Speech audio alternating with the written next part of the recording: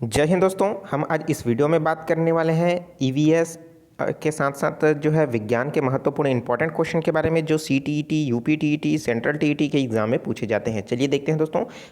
पहला है दोस्तों, एक समतल दर्पण पर आपतित किरण जो है 60 डिग्री का कोण बनाती है, तो परावर्तन कोण जो है वो दोस्तों कितना होगा। सिंपल सा आपको जो इसके लिए एक फार्मूला है आपको पता होना चाहिए। जो है दोस्तों आपतन कोण और परावर्तन कोण का जो है दोस्तों योग जो होता है वो 90 डिग्री के बराबर होता है। ठीक है, तो 90 डिग्री के बराबर होता है। तो यहाँ पास आपतन कोण का मान दिया हुआ है दोस्तों, यहाँ पास दिया है 60 अंश और दूसरा दिया है दोस्तों आपका परावर्तन कोण। तो परावर्तन कोण का मान निकालने के लिए क्या कर देंगे, 90 से घटा देंगे 60 को, तो हमारा जो है आंसर आ जाएगा। ठीक है, तो 90 डिग्री में से अब जब हम 60 को घटा देंगे तो हमारा जो है दोस्तों कितना आ जाएगा, 30 डिग्री आ जाएगा। ठीक है, तो 30 डिग्री जो है इसका क्या हो जाएगा, परावर्तन कोण हो जाएगा। ठीक है, चलिए अभी इसको अच्छे से समझ लेते हैं किसी प्लेट के माध्यम से। तो चलिए देख लेते हैं दोस्तों, प्लेट अगर कोई है उसमें क्या हो रहा है, ये चलिए ये आया, ये हमारा कोई समतल दर्पण की भांति है या फिर कोई जो को मिरर भी बोल सकते हैं। ठीक है, यहाँ पास क्या आया, यहाँ पास से आप कोई कोण आया, ठीक है, आपतन किरण आया।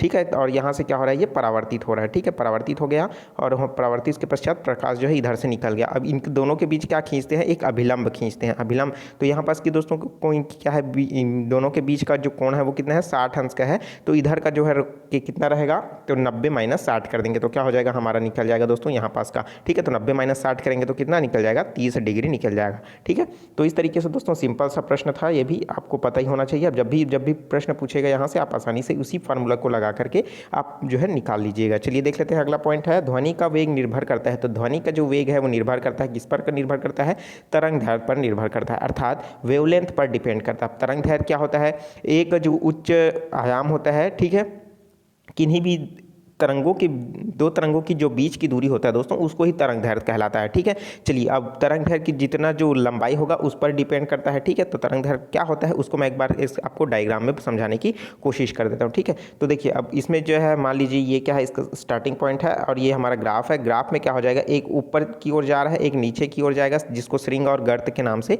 जाना जाता है। ठीक है, श्रृंग और ये फिर से आगे चल करके क्या हो जाएगा, गर्त। मतलब एक श्रृंग की बीच की दूरी या फिर एक जो है दोस्तों आपका जो है पूरी तरीके से अगर निकालोगे इस ऐसा। ठीक है, तो यहाँ से जो दोस्तों स्टार्टिंग से लेकर के जब एक गति कर रहा है तो यहाँ तक की उसकी जो बीच की दूरी होगा यही क्या कहलाएगा, उसका हमारा तरंग दैर्घ्य कहलाएगा। ठीक है, इसी के ऊपर डिपेंड करता है हमारा ध्वनि। ठीक है, और जिसका तरंग दैर्घ्य ज़्यादा रहेगा उसमें ध्वनि की वेग क्या हो जाएगी, ज़्यादा हो जाएगी। ठीक है, इस चीज़ को आप ध्यान रखिए। ध्वनि का वेग को मापने के लिए दोस्तों जो है किसका प्रयोग किया जाता है, डॉपलर का प्रयोग किया जाता है। ठीक है, अब चलिए देख लेते हैं नेक्स्ट पॉइंट, पानी और चाक, अर्थात चाक किसको बोलते हैं, खड़िया। ठीक है, जो चूने का बनाया हुआ रहता है चाक, जो ब्लैक बोर्ड लिखने का काम आता है, के मिश्रण में पृथक किया जाता है। तो दोस्तों अगर पानी और चाक का आपके मिश्रण है तो किस तरीके से पृथक कर पाओगे, तो सिंपल सा वाष्पन के मेथड के द्वारा आप जो है आसानी से पृथक कर पाओगे। अगर दोस्तों उसको छानने की कोशिश करोगे तो वो आर पार क्या हो जाएगा, निकल जाएगा। ठीक है, घुला रहेगा तो, और साथ ही साथ अगर अच्छे से नहीं घुला है तो वो ऊपर में ही आ जाएगा, लेकिन पूरी तरीके से उसको पृथक नहीं कर पाएंगे। ठीक है, तो वाष्पन क्या होता है, वाष्पन वो क्रिया होता है जिसमें क्या होता है, उच्च तापमान पर उसको क्या कर दिया जाता है, गर्म किया जाता है, जिसमें से जो है दोस्तों जिसका वाष्पन ताप जो है कम होता है, अलग अलग होता है, वो जो है उसमें भाप बनकर उड़ जाएगा। तो मतलब पानी जो है इसमें भाप बनकर उड़ेगा कि खड़िया भाप बनकर उड़ेगा, सिंपल सी बात है, पानी जो है भाप बनकर ऊपर उड़ जाएगा और नीचे में लास्ट में क्या बच जाएगा आपका, खड़िया अर्थात चौक जो है चूना। ठीक है, वो लास्ट में बच जाएगा। इस तरीके से हम लोग आसानी से पृथक कर सकते हैं। पृथक करने की बहुत सारी विधियाँ होती है दोस्तों, आसवन है, प्रभाजी आसवन है। ठीक है, बहुत सारे अलग है, चालन है, उड़ावनी विधि है, बहुत सारे मेथड है। चलिए देख लेते हैं अगला पॉइंट, परमाणु में प्रोटॉन रहते हैं। तो दोस्तों परमाणु जो में होता है वो प्रोटॉन कहाँ रहता है, नाभिक के भीतर। ठीक है, जो हमारा जो आपको पता होना चाहिए दोस्तों, अणु से मिलकर के क्या बनता है, सॉरी, अणु जो है मिलकर के बना होता है किससे, परमाणुओं से। परमाणु जो है किससे मिलकर बना रहता है दोस्तों, छोटे छोटे इलेक्ट्रॉन, प्रोटॉन, न्यूट्रॉन। ठीक है, तो इसमें से इलेक्ट्रॉन जो है किसी नाभिक की क्या होता है, चक्कर में लगाता रहता है, और जो बीच का नाभिक होता है उसमें क्या पाया जाता है, आपका प्रोटॉन और न्यूट्रॉन पाया जाता है।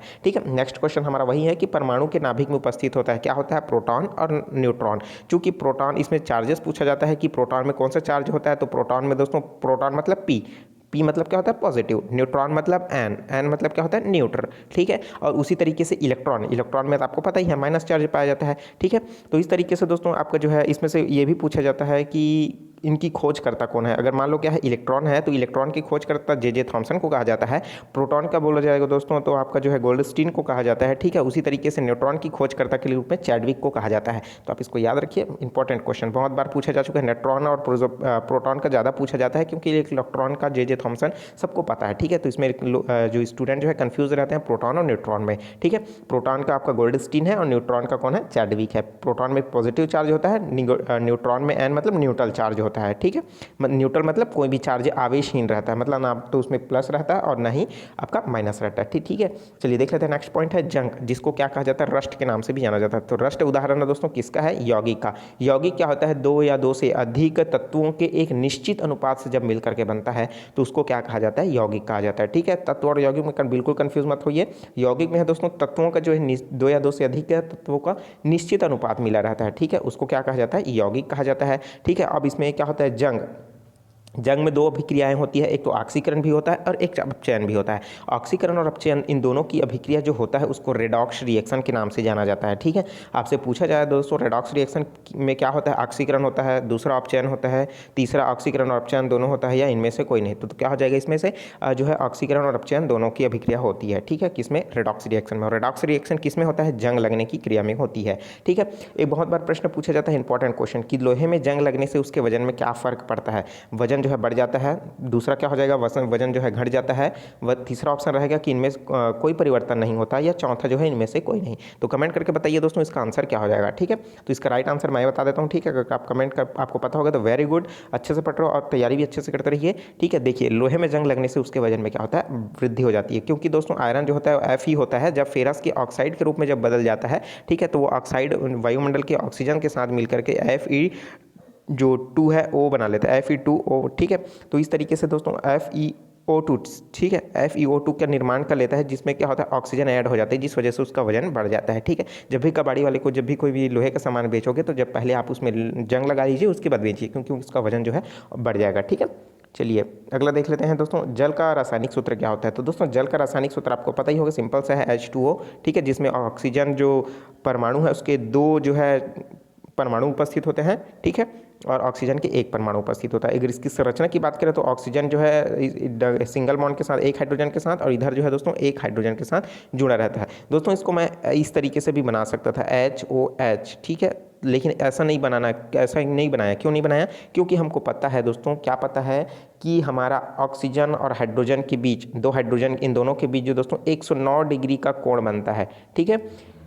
जब आप संकरण पढ़े होंगे तो आपको पता होगा कि इसमें कौन सा संकरण पाया जाता है हाइड्रोजन H2O में, तो इसमें sp3 संकरण पाया जाता है, ठीक है।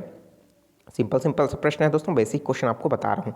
देख लेते हैं अगला, द्रव बूंद की संकुचन और कम से कम क्षेत्र घेरने की प्रवृत्ति का कारण क्या है? उसका है दोस्तों पृष्ठ तनाव। जो सरफेस टेंशन जो होता है इस वजह से क्या होता है दोस्तों? संकुचन पाया जाता है। जब भी कोई पानी को अगर आप ऊपर में फेंकोगे तो क्या होता है? वो बूंद बूंद के रूप में नीचे आता है, मतलब एक वो तो चाहे तो डब्बा भी बन सकता था, लेकिन डब्बा नहीं बनता, ठीक है। क्या बनता है? वो गोल बनता है, वृत्त नहीं बोल रहा हूँ, ये चित्र जो है क्या बन वृत्त का बन रहा है, लेकिन क्या हो रहा है? ये गोल, ठीक है। आप समझिए जो बूंद होती है वो क्या होता है? हमेशा गोल। कोई भी द्रव हो उसको आप स्वतंत्र रूप में छोड़ दोगे तो वो तो गोलाई के रूप में ही आ जाता है। गोलाई में के रूप में आओगे तो क्या होता है दोस्तों? उसका पृष्ठ तनाव बढ़ जाता है और उसका दोस्तों क्षेत्रफल कम हो जाता है, ठीक है, उसको आसानी होती है।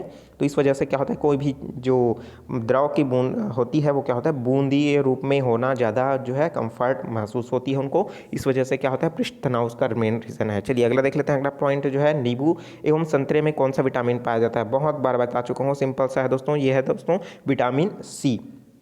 हम लोग देख रहे हैं दोस्तों इसका पार्ट नंबर 2 देख रहे हैं, तो पार्ट नंबर पहला नहीं देखे हो तो मैंने डिस्क्रिप्शन में लिंक दे रखा है, साथ ही साथ प्लेलिस्ट पर भी सजो करके रखा है, उसको जरूर चेकआउट कर लीजिए। प्लेलिस्ट से दोस्तों आप पूरा चीज़ को देखते रहिए, ओल्ड क्वेश्चन पेपर भी आपको देखने को मिल जाएगा। और इसका PDF डाउनलोड करने के लिए मेरे टेलीग्राम ग्रुप अभ्यास ऑनलाइन क्लास में जा सकते हो, या फिर www.abhyasgk.com पर भी विजिट करके आप आसानी से इसका PDF थ्योरी नॉलेज ले सकते हो, ठीक है। चलिए देख लेते हैं दोस्तों नेक्स्ट पॉइंट। नेक्स्ट पॉइंट है, मानव शरीर का कौन सा भाग जो है संधि शोध अर्थात गठिया, ठीक है, जिसको क्या कहा जाता है? गठिया, मतलब जो जोड़ों का दर्द होता है वो उसको प्रभावित करता है, ठीक है। तो इसका क्या हो जाएगा? जोड़ का दर्द सामान्य तौर पर क्या होता है? घुटनों का दर्द है, ये सबसे ज़्यादा होता है, ठीक है। तो इसमें क्या होता है? संधि शोध, जिसको क्या कहा जाता है? गठिया रोग, ठीक है। क्या रोग? गठिया, ठीक है। चलिए अगला देख लेते हैं। गर्मी में सफ़ेद कपड़े गहरे रंग के कपड़ों से अधिक आरामदेह क्यों होता है? तो सिंपल सी बात है, इसके बारे में तो आपने बचपन में ही पढ़ा होगा कि दोस्तों कि जो हमारा सफ़ेद रंग का कपड़ा पहनना चाहिए, सफ़ेद रंग की कमीज पहननी चाहिए गर्मी के दिनों में। मेन रीज़न क्या है कि ऊष्मा का जो अवशोषण है वो गहरे रंगों में अधिक होता है, खासकर तो काले रंग में होता है। ठीक है, तो काले रंग में जो है ऊष्मा का अवशोषण सर्वाधिक होता है। ठीक है, और सबसे कम जो होता है वो सफ़ेद रंग में होता है। इस वजह से सफ़ेद रंग पहनने की सलाह दी जाती है। ठीक है, क्योंकि उसमें ऊष्मा का अवशोषण बहुत कम होता है, जिस वजह से जो है दोस्तों अंदर में गर्मी जो है नहीं आ पाती, बहुत कम आ पाती है। ठीक है, कंपेरिजन टू जो है गहरे रंग और काले रंग की तुलना में। ठीक है, लेकिन प्रश्न ये भी पूछता है दोस्तों कि जो हम लोग छाता यूज़ करते हैं तो वो काला रंग का यूज़ करते हैं, क्यों करते हैं? जबकि हमको तो ये बताया गया है कि काला रंग जो है ऊष्मा का ज़्यादा अवशोषक है, तो हम लोग काला छाता यूज़ करेंगे तो हमें तो ज़्यादा गर्मी लगेगी। तो ऐसा नहीं है। तो काला छाता यूज़ करने का मेन रीज़न यही है कि काला छाता के अंदर में आपने देखा होगा कि एक सिल्वर कलर का, ये एक वाइट कलर का क्या होता है, पेंट चढ़ा होता है, आपने देखा ही होगा। तो मेन रीज़न ये क्या है, जैसे ही वो आता है, लेकिन क्या होता है जैसे ही उसके संपर्क में आता है अंदर वाले जो कलर में है, उसमें क्या होता है, उससे वो जो है पूरी तरीके से ठंडा हो जाता है। ठीक है, और जो है यहाँ पास जो है पूरी तरीके से परावर्तित भी होता है और गर्म भी होता है। लेकिन क्या होता है, नीचे में रहने वाले जो व्यक्ति हैं उनको क्या होता है, ठंडा महसूस होता है। मेन रीज़न ये है। ठीक है, नहीं तो आप बोलोगे काला छाता यूज़ करते हैं, काला ज़्यादा उसमें अवशोषक होता है। ठीक है, तो ऐसा नहीं है। ठीक है, जो चीज़ समझ नहीं आ रहा दोस्तों, बेशक जो है बिंदास कमेंट करके पूछिए ताकि आपका जो कोई भी कंफ्यूजन ना रहे। देख लेते हैं नेक्स्ट पॉइंट। मेघ गर्जन की जो ध्वनि है वो सुनाई देने से पहले ही बिजली की चमक दिखाई देती है। मेन रीज़न क्या होता है दोस्तों, जैसे ही हम लोग का बादल होता है, बादल में क्या होता है, बादल गरजता है। ठीक है, गरजा, उससे पहले हमको क्या होता है, उसकी चमक जो है बिजली की चमक हम लोग देख लेते हैं। तो मेन रीज़न क्या है, इनकी दोनों की गति, प्रकाश का जो गति होता है वो ध्वनि की तुलना में अधिक होता है। मतलब क्या होता है, जैसे क्या होता है, आपने देखा ही होगा कोई दूर में बम फटाका फोड़ रहा है तो पहले हम लोग उसका रोशनी को देख लेते हैं, लेकिन क्या होता है उसकी ध्वनि बाद में सुनाई देती है। मेन रीज़न क्या है, दोनों की गति, प्रकाश की गति और ध्वनि की गति में बहुत अंतर है। इस वजह से क्या होता है, हमको जो है बिजली की जो तड़क है वो हमको बाद में सुनाई देती है, लेकिन उसकी चमक जो है पहले दिखाई दे दी जाती है। ठीक है, मेन रीज़न यही है। अब इसमें यह भी पूछा जाता है दोस्तों, आ गया तो याद, मैं बता रहा हूँ। देखिए, इसमें ध्वनि की चाल सबसे ज़्यादा किस में होती है? तो ध्वनि की जो चाल होती है सबसे ज़्यादा दोस्तों एल्यूमिनियम में होती है। लोहा में बोल टिक लगा दोगे तो गलत हो जाएगा। ठीक है, सबसे ज़्यादा किस में होती है? एल्यूमिनियम में हो।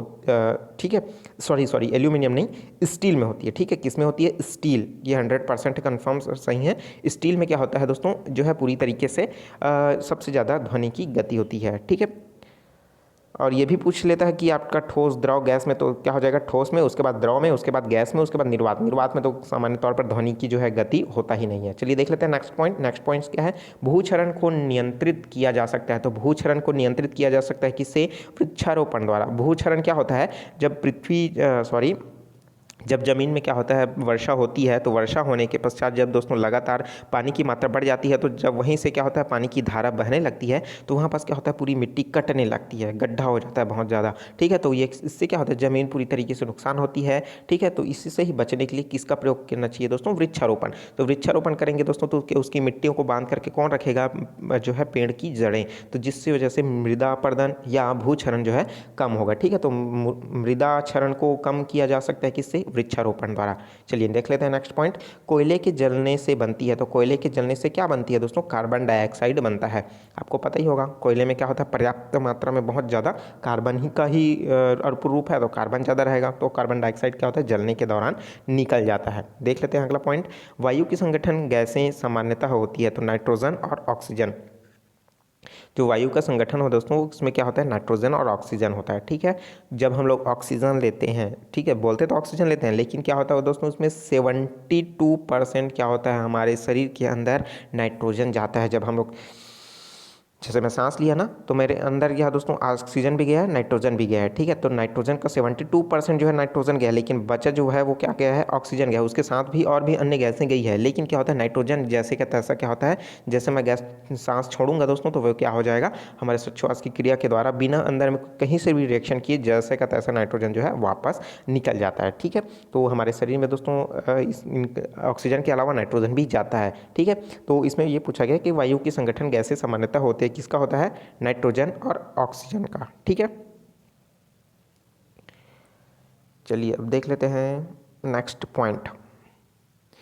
हरे पौधे हमारे लिए उपयोगी होते हैं क्योंकि वे, तो मेन रीज़न क्या है दोस्तों कि हरे पौधे हमारे लिए उपयोगी होने का मेन रीज़न क्या है कि दिन के समय ऑक्सीजन छोड़ते हैं और कार्बन डाइऑक्साइड का उपभोग करते हैं। मेन रीज़न यही है कि उनका जो श्वसन के रूप में इन पौधे जो होते हैं वो क्या होता है, कार्बन डाइऑक्साइड को ग्रहण करते हैं और ऑक्सीजन को छोड़ते हैं।